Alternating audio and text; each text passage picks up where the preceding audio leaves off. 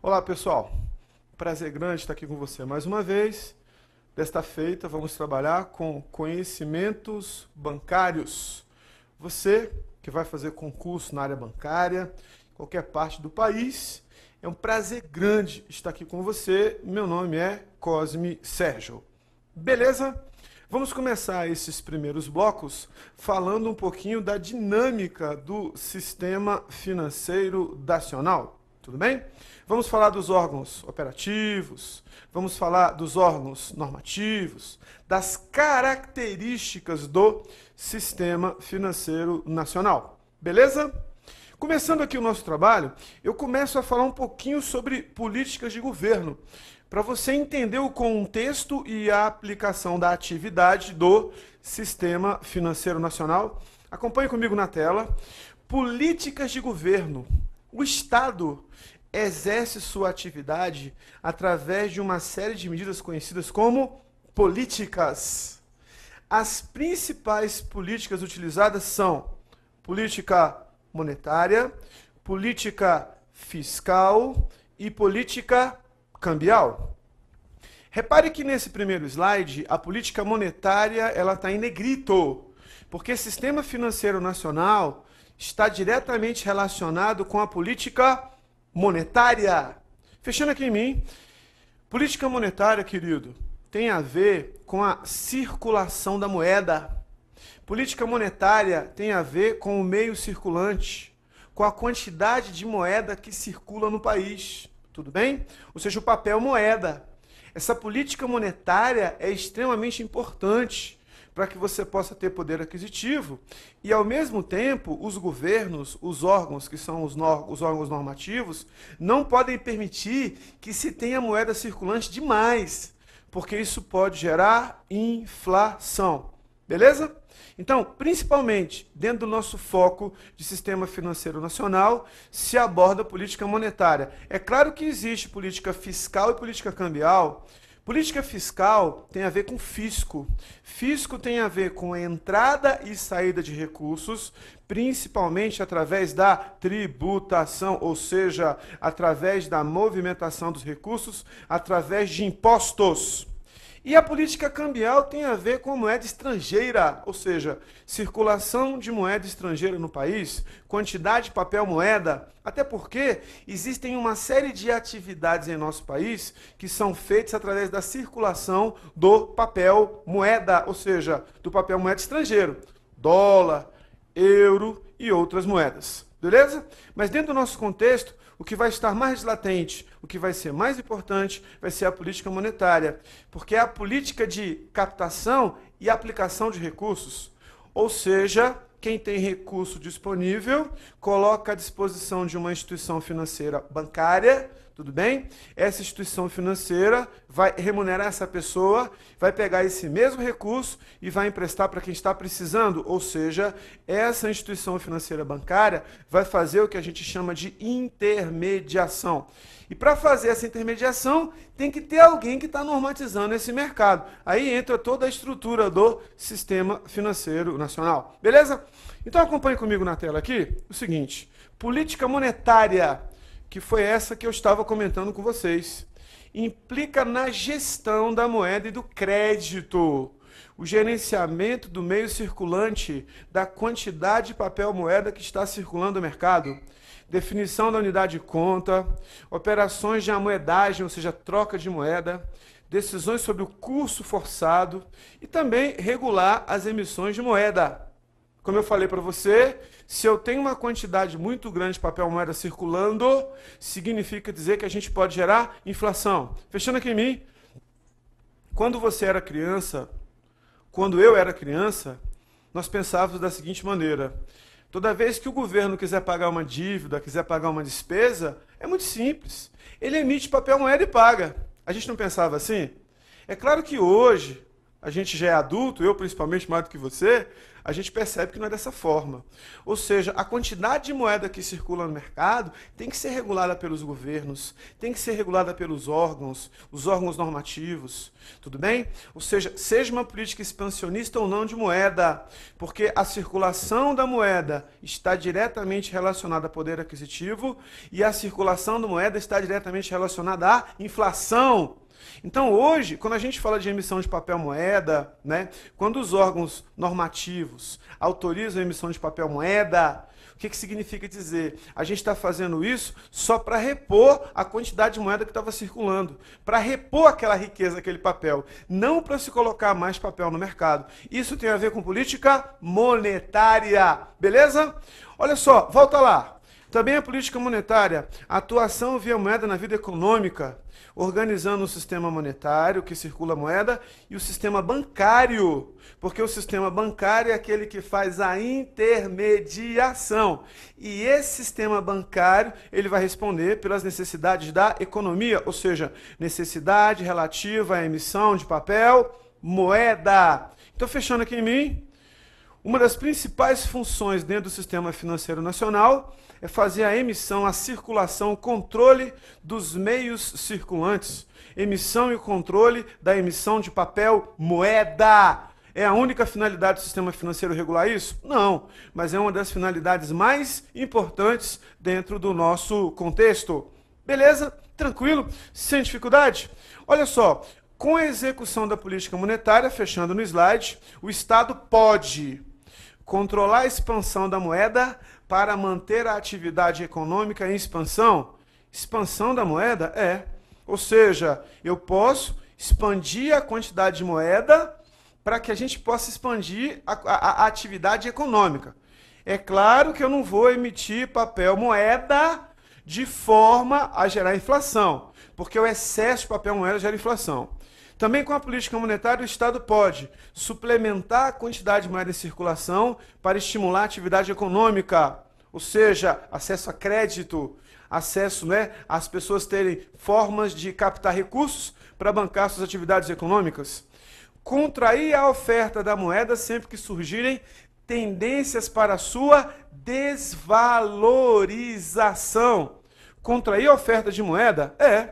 Moeda demais no mercado pode gerar desvalorização. O que o governo pode fazer? Retirar a moeda do mercado. Retirar a moeda do mercado para conter a sua desvalorização. Fechando aqui em mim. Tendência de mercado normal. Se você tem um produto demais no mercado, tende a ficar mais barato, tende a desvalorizar. Se você tem um produto muito raro no mercado, quase você não encontra no mercado, tendência a valorizar, ficar mais caro. Queridos, assim também acontece com a moeda ou com a emissão do papel moeda. Se você tem moeda demais circulante, está muito fácil acesso ao crédito, a tendência é desvalorizar a moeda. Através da política monetária, através das operações realizadas dentro desse segmento, o governo, a entidade monetária, o órgão normativo, né, ele pode autorizar a retirada de um pouco de papel moeda no mercado ou uma forma de restrição ao crédito para que você contenha a desvalorização da moeda. Então, rapaziada, né, uma outra, com a execução da política monetária também, fora a questão de contrair a oferta de moeda, né, quando surgir tendências para a sua desvalorização, fechando na tela aí, a autoridade monetária, o governo, o Estado pode fazer o quê? Exercer a função fiscal da moeda para cobrir seus gastos e déficits de orçamento. Função fiscal da moeda é pagar as suas contas. Fechando aqui em mim. A política monetária está ligada à política cambial, que tem a ver com a valorização ou não da moeda estrangeira frente ao real, tem a ver com isso, apesar de não ser a mesma coisa. E a política monetária também tem a ver com a política fiscal. Fisco vem de arrecadação e gasto.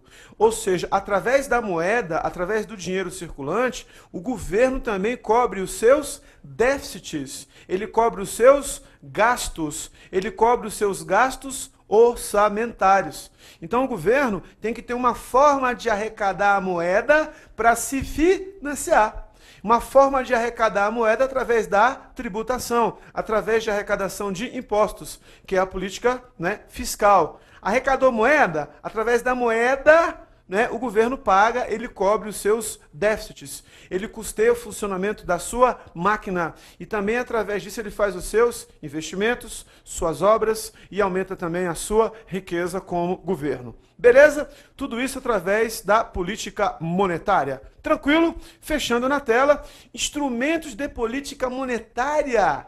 Primeiro instrumento importante, emissão de moeda. Fechando aqui em mim. Emissão de moeda no Brasil hoje ocorre para repor papel moeda circulante. Não se tem no Brasil hoje uma política expansionista de emissão de moeda para colocar dinheiro demais no mercado, porque isso desvaloriza a moeda e isso pode gerar inflação. Então se repõe papel moeda hoje para quê? Né? Para você repor aquele papel moeda que vai saindo no mercado, aquela moeda, aquele papel moeda que vai ficando gasto, vai sendo rasgado e assim sucessivamente. Nós temos o depósito compulsório. Fecha aqui em mim. Depósito compulsório é, queridos, entendam uma coisa. Um percentual de todo o depósito à vista que é feito no país fica retido no Banco Central. Mais ou menos, aproximadamente, 40% de tudo que você deposita à vista num banco comercial, seja num banco múltiplo, não importa, fica retido no Bacen. Como é que chama isso? Depósito compulsório. Vamos fazer um linkzinho aqui rapidinho? Por exemplo, você fez um depósito à vista no valor de R$100 num determinado banco X. Lá no banco X. Mais ou menos, esse percentual pode variar, 40% desse depósito à vista, fica retido. O que a gente chama de depósito compulsório. Depósito compulsório. Professor, o que você quer dizer com isso? Que desses R$100, o banco, que é o intermediário financeiro, ele só vai poder emprestar R$60. Ele pode emprestar, ele pode fazer empréstimos. Uma coisa que você precisa entender, meu filho, é que o banco é um intermediário financeiro. O banco capta recursos de quem tem, remunera também. E empresta para quem não tem, ele faz investimento em cima desse dinheiro. Então o que o banco faz? Um banco, ele faz uma intermediação, ou seja, o banco faz a captação e esse dinheiro não fica parado. Esse dinheiro o banco faz investimento e desse investimento o banco vai ter rentabilidade. Quer um exemplo bem bobinho? O banco faz captação de dinheiro via caderneta de poupança, TR mais 0,5%. Didaticamente falando, não é esse valor. Mas vamos supor que o banco pague para essa pessoa 1%. O banco pega esse mesmo dinheiro e empresta no cheque especial para alguém a um juro de 10% ao mês. Olha o tanto que o banco está ganhando aqui nessa brincadeira. Não é verdade? Quase 9 vezes mais. Não é? Se você pegar de 1 para 10, dá 9. 9 vezes mais. Tudo bem? Ou seja, o banco faz isso. Agora veja, se o depósito compulsório, exemplo, é de 40%, esse valor pode variar, o banco só pode emprestar 60%. O que o governo pode fazer como política monetária fora o depósito compulsório? A política de redesconto. Por exemplo, o banco, nesse meu exemplo aqui, ele pode emprestar R$60 para fazer essas operações aqui. Se ele precisar de mais dinheiro, ou seja, se ele precisar de entrar nesses R$40, ele vai ter que fazer uma operação de crédito junto ao Bacen. E o Bacen vai cobrar dele um jurinho. O Bacen cobra um jurinho. Veja, se desses 40 o Bacen cobra um jurinho, se a taxa é mais alta, isso é repassado para o cliente. Se a taxa é mais baixa, é repassado para o cliente também. Isso é um instrumento de política monetária. Para quê? Para você aumentar ou para você contrair a quantidade de moeda. Então existe uma taxa para fazer um redesconto em cima do valor de depósito compulsório, que é o valor que é disponibilizado e fica retido no Bacen quando se faz o depósito à vista. Beleza? Então se o banco precisar dos R$ 40, dos 40%, o Bacen cobra uma taxa. Essa taxa vai ser repassada para o cliente, porque o banco é intermediário financeiro. Se a taxa de redesconto é alta, o empréstimo para o cliente fica alto. Você tem uma restrição ao crédito, porque o juro está alto. Se a taxa do redesconto é uma taxa baixa, significa dizer que o repasse para o cliente também é baixo. Significa dizer que o acesso ao crédito fica mais fácil e você tem uma expansão maior de moeda e você fomenta mais, financia mais a atividade econômica a uma taxa mais baixa. Professor, esse percentual pode variar? Claro. O Bacen, que é o que opera nesse segmento aqui, né? E o que ele vai fazer? Ele vai fazer essa política, né, de depósito compulsório e redesconto de acordo com as metas do governo com relação à expansão ou não da quantidade de moeda que está circulante dentro desse segmento do sistema financeiro nacional. Beleza? Depósito compulsório, percentual à vista fica retido. Esse percentual pode variar, depende da política monetária adotada pelo Bacen. Redesconto é liberar aquele percentual que ficou retido para que o banco possa emprestar, fazer os seus investimentos. Esse valor que fica retido, o Bacen cobra uma taxa. Pode ser uma taxa baixa, pode ser uma taxa alta. Taxa baixa vai ser uma taxa repassada para o cliente, mas não vai, mas mesmo assim, sendo uma taxa baixa, você vai ter mais acesso ao crédito. Se é uma taxa de redesconto mais alta, fica mais caro para o cliente. Você tem uma restrição maior ao crédito. Significa dizer que você tira um pouquinho da moeda que está circulante. E isso que eu falei para você, tanto o depósito compulsório quanto também o redesconto, são operações que a gente tem de mercado ou de política monetária. Beleza? Uma outra, fechando no slide, é o Open Market, que são operações de mercado aberto. Fecha aqui. Open Market é quando o governo coloca títulos no mercado ou compra títulos do mercado, títulos da dívida pública, títulos do tesouro.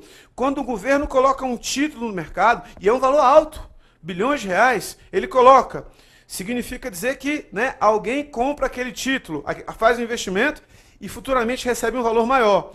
Se o Bacen coloca um título no mercado e alguém compra, ele tira a moeda de circulação. Isso é política monetária, tudo bem?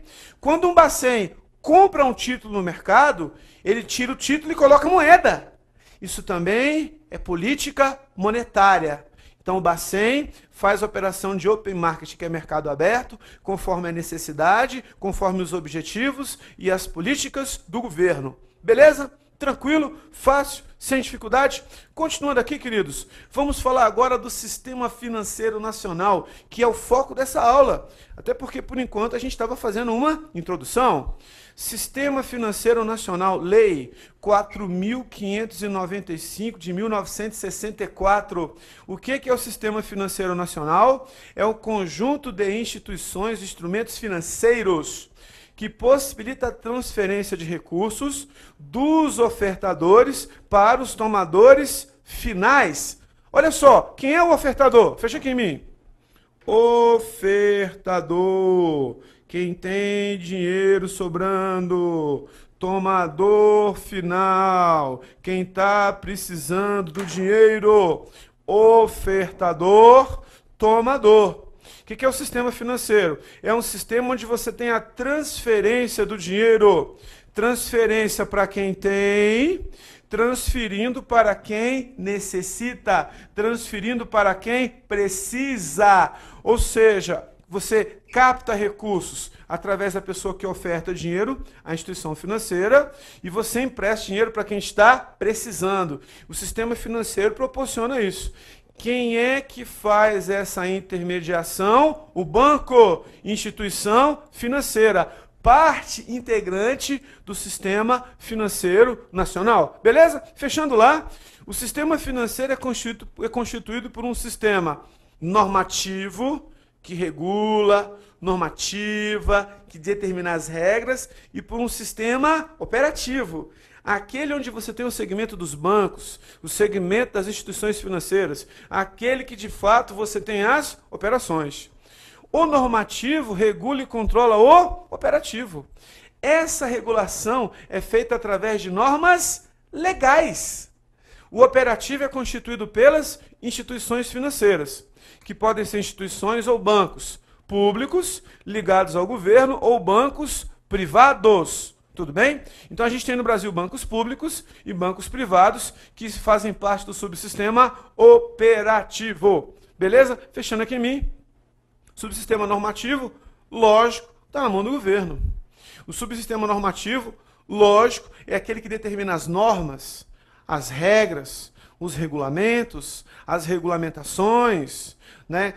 Vamos dizer assim, tudo aquilo para regular o sistema financeiro e, o mais importante, para que as pessoas tenham acesso ao crédito, para que você possa, de fato, ter um meio onde você regule a quantidade ofertada de moeda circulante e assim sucessivamente. Beleza? Bom, dentro desse contexto, agora eu quero mostrar um esquema para você muito legal dos órgãos normativos, das entidades supervisoras e das entidades operadoras. Eu vou olhar para esse quadrozinho que você está vendo aí, e aqui no meu quadro eu vou fazer um esquemazinho. Esse esquemazinho vai ser muito importante para você quando você estiver estudando. Por quê? Porque essa estrutura que você está vendo do Sistema Financeiro Nacional é uma estrutura cobrada em concurso.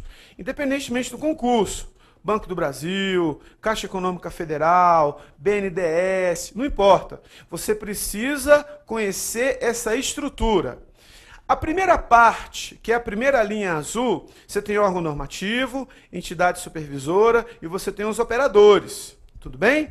Então, olha só, no primeiro sistema a gente tem o Conselho Monetário Nacional. Daqui a pouco eu falo da composição dele. Conselho Monetário Nacional. Esse Conselho Monetário Nacional vai ser um órgão normativo. Nós temos uma entidade supervisora, que é o Bacen, que é o Banco Central, que de forma resumida, ele vai cuidar dos bancos, tudo bem? Ou outros intermediários financeiros, ou seja, administradores de recursos financeiros. Então, em regra, o Banco Central vai regular a atividade dos bancos e demais intermediários financeiros. Intermediários financeiros. Bancos e intermediários financeiros. Tudo bem? A segunda estrutura que você vê aí, também o órgão normativo é o Conselho Monetário Nacional. Só que você tem outra entidade supervisora, que é a Comissão de Valores Mobiliários. A Comissão de Valores Mobiliários, ela vai fazer o quê, professor? Ela vai controlar, ela vai supervisionar as bolsas, que são as bolsas de valores e a bolsa de mercadorias e futuros. Também, quem é o órgão máximo normativo? Conselho Monetário Nacional. Nós temos também uma outra estrutura, que é a sua terceira linha, que é o Conselho Nacional de Seguros Privados, CNSP. Que é a entidade supervisora? SUSEP, Superintendência de Seguros Privados.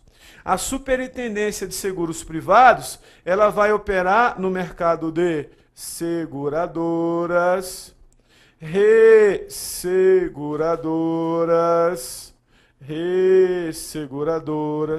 vai operar no mercado, que é o mercado de capitalização. Daqui a pouco, né, eu vou falar sobre cada uma dessas operações no correr do curso. E também vai trabalhar com as entidades abertas de previdência complementar. Previdência complementar aberta. Previdência complementar aberta. Tudo bem?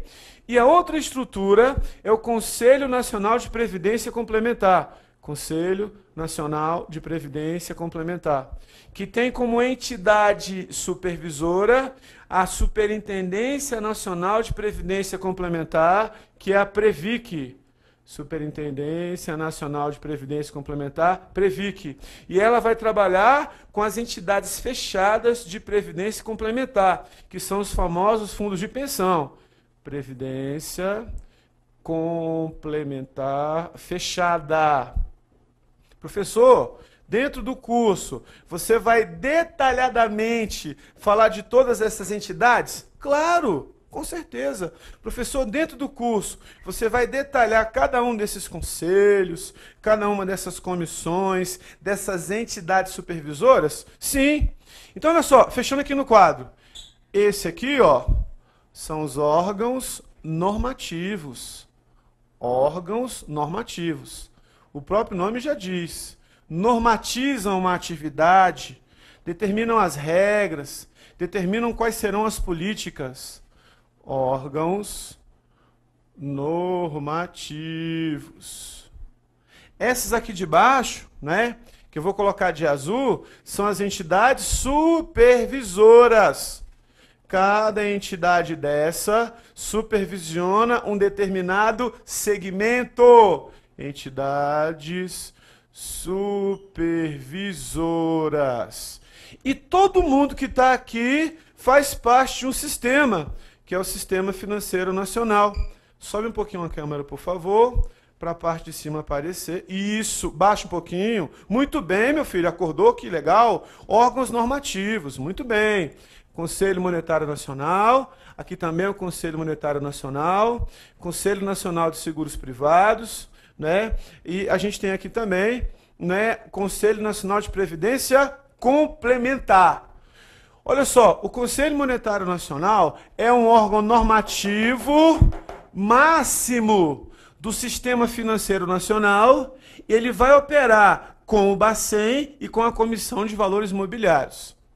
O Bacen, ele é um órgão, uma entidade supervisora, basicamente dos bancos comerciais, dos bancos de carteira múltipla, dos bancos de desenvolvimento, dos bancos de câmbio, que são aqueles intermediários financeiros, as cooperativas de crédito também, tudo bem? Ou seja, né?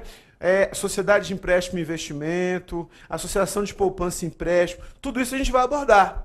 Então, quem é a entidade máxima do Sistema Financeiro Nacional com relação à parte bancária? Quem é o órgão normativo? Conselho Monetário Nacional. Quem é a entidade supervisora desse segmento? Banco Central.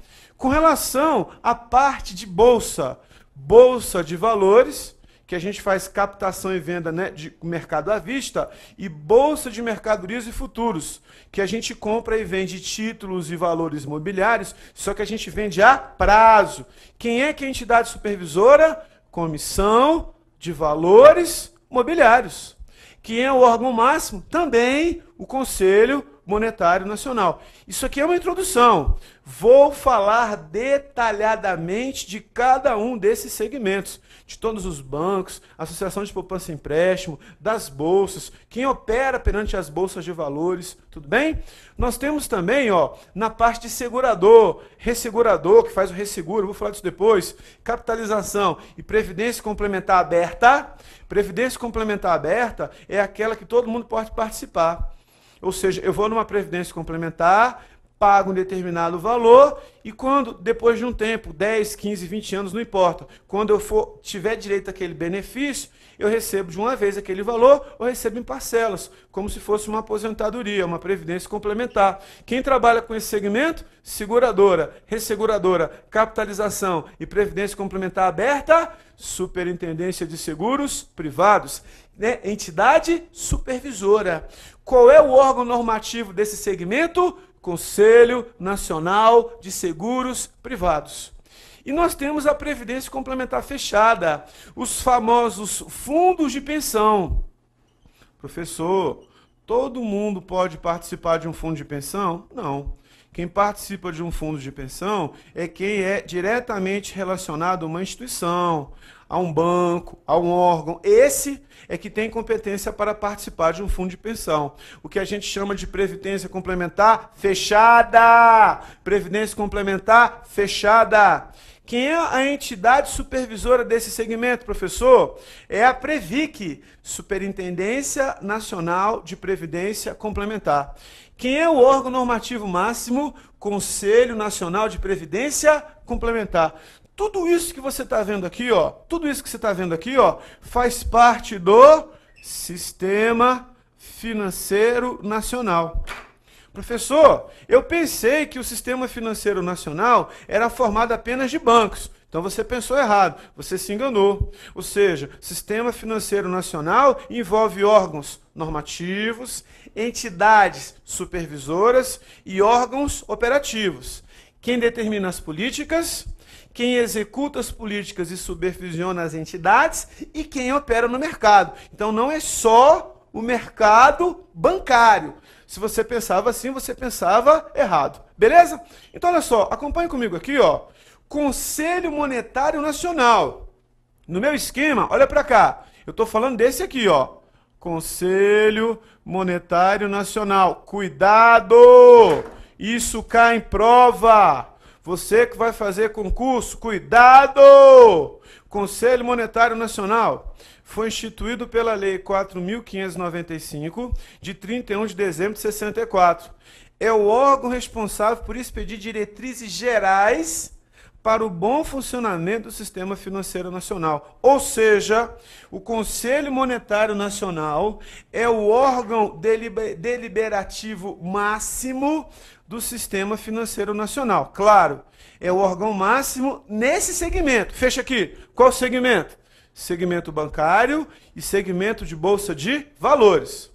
Se for seguro, resseguro, capitalização e previdência complementar aberta, o órgão máximo é o Conselho Nacional de Seguros Privados. Se for previdência complementar fechada, fundo de pensão, é o CNPC, Conselho Nacional de Previdência Complementar. Então, é o órgão máximo nesse contexto. Muito cuidado com a informação que vem agora. Fecha lá. Quem é que integra o Conselho Monetário Nacional? Primeiro, ministro da Fazenda, que preside o Conselho. O ministro do Planejamento, Orçamento e Gestão. E o presidente do Bacen. Então, ministro da Fazenda, ministro do Planejamento, Orçamento e Gestão e presidente do Banco Central. O Conselho Monetário Nacional tem o status de órgão máximo do Sistema Financeiro Nacional. Ou seja, para mostrar as diretrizes gerais, ou seja, um órgão normativo máximo no que diz respeito ao Sistema Financeiro Nacional. Muito importante, quem é que preside este conselho? O ministro da Fazenda. Beleza? Fechando aqui em mim. Daqui a pouquinho, a gente vai falar um pouquinho das atribuições do Conselho Monetário Nacional, que é um órgão máximo normativo, e a gente vai falar daqui a pouquinho também, né, justamente das atribuições do Bacen, que é uma entidade supervisora. Beleza? Tranquilo? Show de...